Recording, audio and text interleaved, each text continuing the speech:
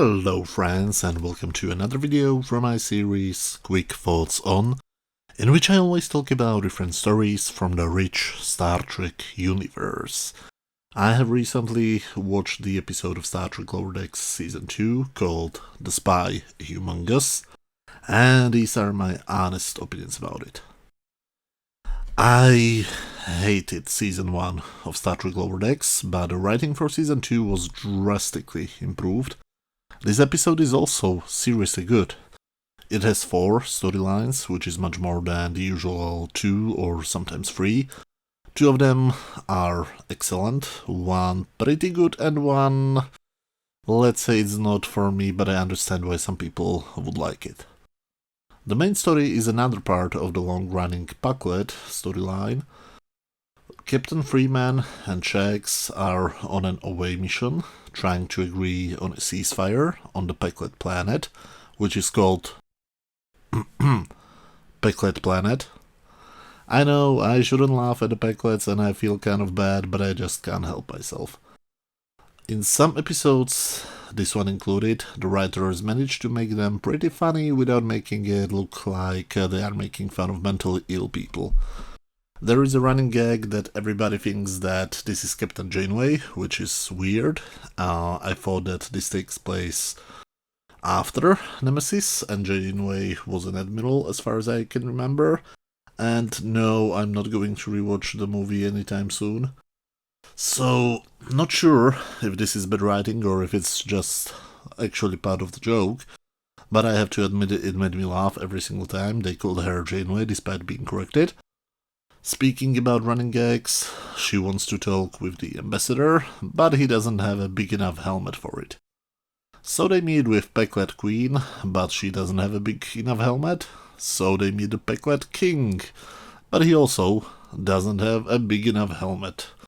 So they meet the Packlet Emperor, but he also doesn't have a big enough helmet. Then they become witness to a revolution. The rebels kill all politicians and try to change the society to something more democratic. Well, that's until the leader of the rebels puts on a big helmet and immediately becomes the new ruler. Nice little bit of social commentary there. My compliments. There is a second plotline. The prisoner Ramdar escapes from the Packlets and requests asylum on the Cerritos. But Commander Ransom and the other security officers soon find out that Ramdar is actually a spy. Not a very competent one, because he makes pictures of his foot and things like that. But they manage to lose him, and in the end, they find him floating in space. But the impressive thing is that he survives that. He says he was using the toilet, and when he wanted to flush, he got sucked out to space. In other words, he took a dump in the airlock and then got sucked out into space. They beam him down to the planet, and then he doesn't tell the captain about that bomb. They try to get to Earth. Captain Janeway beams back, and this is the end of both of the storylines. Now, the third one is about a group of officers calling themselves the Red Shirts. No, it's not a suicide squad, they are preparing themselves for command, and they take Boimler in. And yes, you know exactly what will happen in this plotline.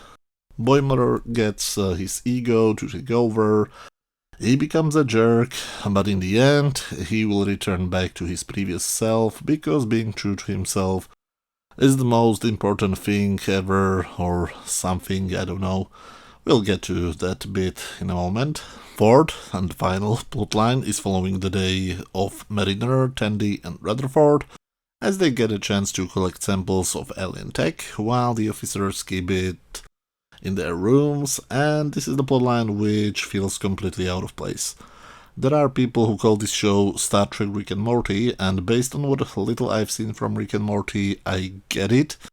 In this story we have just one gag repeated over and over again. They go to pick up an artifact, something goes wrong, one of them starts to mutate, and one of the other to rescue this person.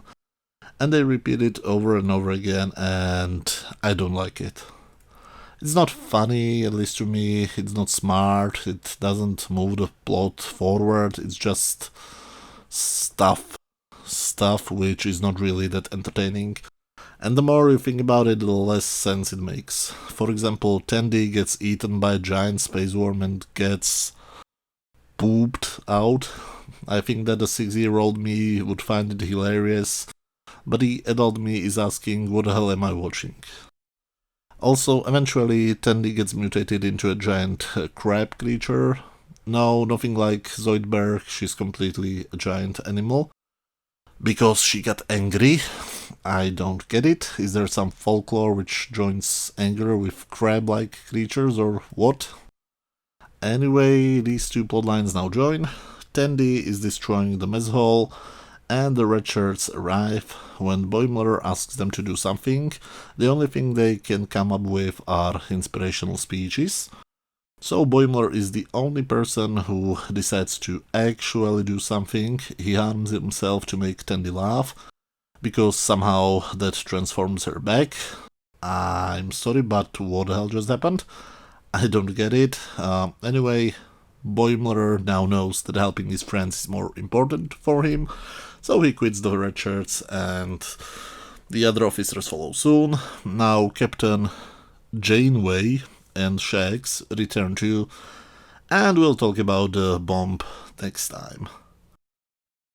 This episode is again one of the better stories. Season 2 stories overall are much more competently written than the nonsense which we got in Season 1. But still, even though I didn't like the garbage collection plotline, they still managed to make Pecklets funny without making them look like victims or abuse from the writers. Other than the mutating was weird and the red shirts plot was very predictable, I have to admit I was having a really good time watching it. On my standard scale from 0 to 10, where 0 is absolute garbage, 10 is a masterpiece, and 5 is just average, I would give this episode 8 out of 10. I highly recommend it. But as always, these are just my opinions. Let me know, what did you think about this episode? Did you love it, hate it, or do you agree with me? Let me know down in the comment section. Thank you very much for watching, and see you all soon. Bye!